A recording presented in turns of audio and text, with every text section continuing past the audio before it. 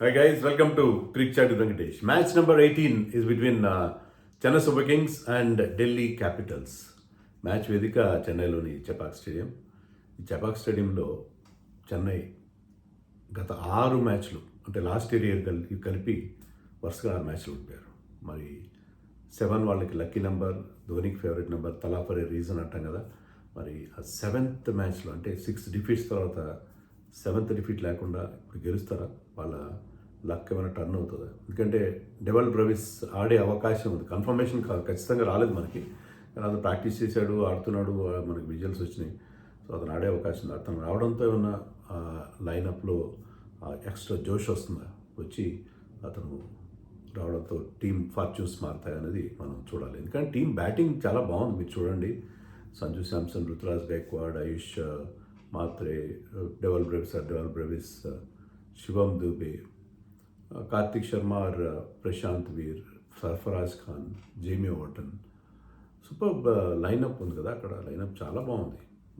కానీ ఫామ్లో లేకపోవడం, ముఖ్యంగా సంజు ఫామ్, అతని కెరీర్ అంతా అలాగే ఉంటుంది. కొన్ని హైస్ చూస్తాడు, కొన్ని లోస్ చూస్తాడు, ఎగుడు దిగుడుగా సాగుతూనే ఉంటుంది.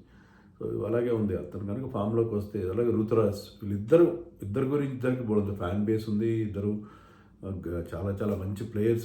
వాళ్ళిద్దరూ వరుసగా ఫెయిల్ అవ్వడం అది టీంని బాగా హర్ట్ చేస్తున్న మాట. అలా శివం దుబే కూడా మరి మనకు వరల్డ్ కప్ హీరో, అతను కూడా ఆశించిన స్థాయిలో అతని నుంచి పర్ఫార్మెన్స్ రాలేదు. So Chennai is having LADS problem. Sarfaraz Khan చాలా మంచి బ్యాటింగ్ చేస్తున్నాడు, 200 స్ట్రైక్ రేట్తో ఆడుతున్నాడు. సో అతనికి ఒక కొత్త లీజ్ ఆఫ్ లైఫ్ చెన్నైకి రావడంతో ఏంటంటే కరెక్ట్ స్లాట్లో పడ్డాడు, కరెక్ట్ ప్లేస్లోకి వచ్చాడు. అతను ఆ స్కిల్ కానీ, అతను లోయర్ డౌన్ ది ఆర్డర్, అతను ఆడే స్టీరు, అతని kind of shots that he plays, he always keeps the bowlers guessing. ఎటువైపు షాట్ కొడతాడు, ఎక్కడ బౌలింగ్ వేయాలని ఒక ఫీలింగ్ ఉంటుంది. సర్ఫరాజ్ ఖాన్ ఒక్కడే, ఆయుష్ మాత్రం ఒక మంచి ఇన్నింగ్స్ ఆడాడు. ఓవరాల్గా జేమీ ఓటన్ బాగానే బ్యాటింగ్ చేస్తున్నాడు. కానీ బట్ ఆ జోష్ రావట్లేదు. ఆ జోష్ తీసుకొస్తాడా? బోనీ దొరుకుతుందా? బ్రేవ్స్ వస్తారనేది చూడాలి. మరోవైపు Delhi capitals, they started their campaign very well. కానీ లాస్ట్ మ్యాచ్ గుజరాత్ పైన వాళ్ళు లాస్ట్ ఓవర్లో ఓడిపోవడం, మిల్లర్ సింగిల్ తీగిపోవడం, దాని మీద ఇంకా వాళ్ళకి గాయం ఇంకా పచ్చిగా ఉంటుంది వాళ్ళకి. దాని గురించి వాళ్ళు ఇంకా ఆలోచిస్తూ ఉంటారు. ఇంకా ఎందుకు అబ్బా ఇలా జరిగిందని ఫీలింగ్ ఉంటుంది. దాని నుంచి if they can get over that, I think వాళ్ళ టీం చాలా అంటే చాలా బాగుంది. Ngidi is bowling brilliantly.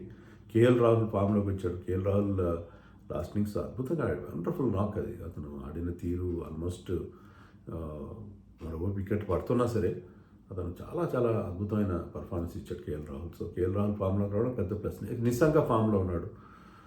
తర్వాత వాళ్ళు మిడిల్ ఆర్డర్లో స్టబ్స్ కానీ, మిల్లర్ కానీ మంచి మంచి మంచి ప్లేయర్స్ ఉన్నారు వాళ్ళకి. Sameer Rizvi last match fail ఉండొచ్చు, కానీ అంతకుముందు ఒక 2 అద్భుతమైన ఇన్నింగ్స్ ఆడాడు. వాళ్ళు బ్యాటింగ్ అండ్ బౌలింగ్లో ఇంకా కుల్దీప్ అక్షర్ గురించి మంచి ప్రత్యేకంగా చెప్పేది ఉంది. Natarajan is bowling well. So they are having very good batting and bowling departments. అన్ని రకాలుగా స్ట్రాంగ్గా ఉన్నారు వాళ్ళు. బట్ లాస్ట్ మ్యాచ్ విక్టరీ నుంచి, ఆ డిఫీట్ నుంచి వాళ్ళు కోలుకోవాలి. అదొకటే వాళ్ళు చేయాల్సిన పరిస్థితి.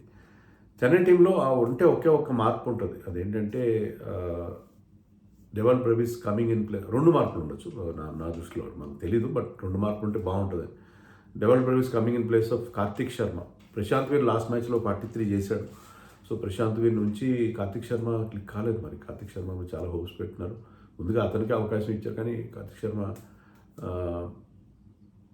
ఆ ఎక్స్పెక్టేషన్స్ నిలబడలేదు. కాబట్టి నేను అనుకోవడం అతని ప్లేస్లోనే వస్తాడు బ్రెవిస్ అని అనుకోవచ్చు మనం.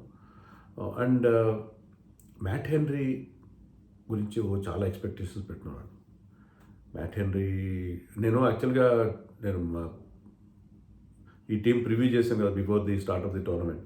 అప్పుడు మ్యాట్ హెన్రీ / అన్షుల్ కాంబోజ్ పెడితే మన వ్యూయర్ ఒక ఆయన నా మీద విరుచుకుపడ్డాడు. మీకు ఏమైనా తెలుసా క్రికెట్, మ్యాట్ హెన్రీ గురించి మీరు ఏమనుకుంటున్నారు? Matt Henry is great bowler. Okay, is a great bowler, no doubt. But Indian కండిషన్స్లో న్యూజిలాండ్ బౌలర్స్ కానీ, బ్యాట్స్మెన్ కానీ చాలా వరకు ఫెయిల్ అవుతారు. ఎక్సెప్షన్స్ ఉన్నాయి. కేన్ విలియమ్సన్ ఇండియాలో బ్రహ్మాండంగా ఆడాడు. There are certain exceptions. New Zealanders బాగా ఆడిన వాళ్ళు ఉన్నారు. కానీ జనరల్లీ స్పీకింగ్ ఏంటంటే మ్యాట్ హెన్రీ గతంలో 2 సీజన్లు ఆడాడు. ఎప్పుడు ఫుల్ సీజన్ ఆడలేదు, సరిగ్గా పర్ఫామ్ చేయలేదు. ఇది సీమింగ్ కండిషన్స్లో is very good.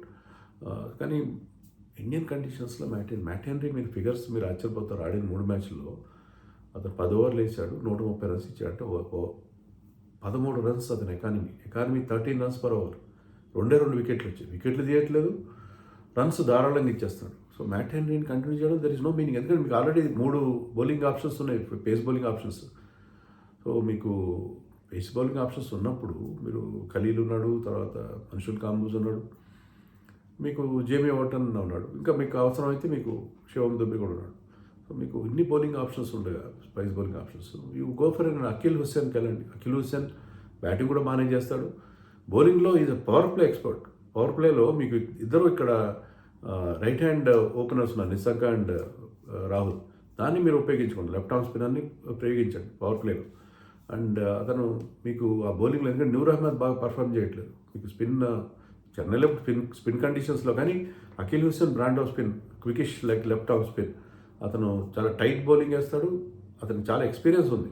So Akhil హుస్సేన్ని వాళ్ళు యూజ్ చేసుకుంటే బాగుంటుంది in place of Matt Henry. Pace బౌలింగ్లో 3 ఆప్షన్స్ ఉన్నాయి, స్పిన్లో కూడా మీకు ఆప్షన్స్ వస్తాయి అని అనుకుంటున్నాను. ఆ మార్పులు చేస్తే బాగుంటుంది చెన్నై టీం. మరి ఢిల్లీ క్యాపిటల్స్లో నితీష్ రాణా ఫామ్ చాలా, 3 ఇన్నింగ్స్లో ఆడితే 3 ఇన్నింగ్స్లో ఫెయిల్ అయ్యాడు, అందులో ఒకటి రన్అట్ అనుకుంటా. బట్ ఎనీవే అతనికి లాంగ్ రన్ ఇస్తారా? ఎందుకంటే ఢిల్లీ లాస్ట్ సీజన్లో ఓపెనింగ్ కాంబినేషన్ తెగ మార్చేసి వాళ్ళు ఇబ్బందులు పడ్డారు. మరి ఈసారి అలా కాకుండా లాంగ్ రన్ ఇద్దామని అనుకుంటారా? లేదు, వాళ్ళకి బోల్డ్ అనే ఆప్షన్స్ ఉన్నాయి. Ashutosh Sharma is a wonderful striker of the ball, మంచి ఫినిషర్. అతను మన మ్యాచ్లో ఉంటే మిల్లర్తో పాటు వేరే ఉండేది పరిస్థితి. సో అతన్ని తీసుకొచ్చి మీరు ట్రిస్టన్ స్టబ్స్నో, సమీర్ రిజ్వీని నెంబర్ 3లో ఆడించుకోవచ్చు. మిగతా టీమ్స్ ప్రాబ్లం ఏంటంటే there are too many players who would like to play in top order. వీళ్ళకి అలా కాదు, వీళ్ళకి లోయర్ ఆర్డర్లో మంచి మంచి ప్లేయర్స్ ఉన్నారు. సో స్టబ్స్ లాంటి వాళ్ళని, లేకపోతే సమీర్ రిజ్వీ లాంటి వాళ్ళని కాస్త ముందు ఆడించుకొని నెంబర్ 3లో ఆడించుకొని, లేకపోతే మీకు కరుణ్ నాయర్ ఉన్నాడు. కానీ Karun Nair and Rahul similar kind of players, అందుకనే కరుణ్ నాయర్ని పక్కన పెట్టారు. వీళ్ళిద్దరు ఆడితే ఎలాగైతే కేకేఆర్లో రహానే అండ్ అంకుష్ రఘువంశీ ఇద్దరు similar kind of players.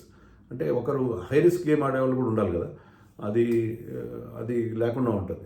Karun Nair కానీ, Abhishek pearl another option, Prithvi Shah another option. Prithvi Shah ఎలా ఆడుతున్నా మనకు తెలియదు నెట్స్లో వాటిలో, పృథ్వీ షా కానీ కనుక. సో ఇలాంటి ఆప్షన్స్ ఉన్నాయి కాబట్టి నా రాణాన్ని పక్కన పెడితే బాగుంటుంది. మిగతా లైనప్లో వాళ్ళు మార్చాల్సిన అవసరం ఏం లేదు. ఒక్కటే వాళ్ళు ఆ ఒక్క చేంజ్ చేసుకుంటే వాళ్ళ బ్యాటింగ్ మరింత స్ట్రాంగ్ అయ్యే అవకాశం. Otherwise they are looking very very good team. Last match ఓడిపోయినప్పటికీ కూడా టీం చాలా చాలా చాలా బాగుందని చెప్పాలి. చెన్నైలో కండిషన్స్ గతంలో లాగా లేవు, బ్యాటింగ్ ఫ్రెండ్లీగా ఉంది ఓవరాల్గా, స్పిన్నర్స్కి అంత హెల్ప్ ఉండట్లేదు. కానీ ఈ పర్టికులర్ పిచ్ ఏదైతే ఉందో దీని మీద అంత బ్యాటింగ్ ఫ్రెండ్లీ కాదని మనకి reports. We don't know how true they are.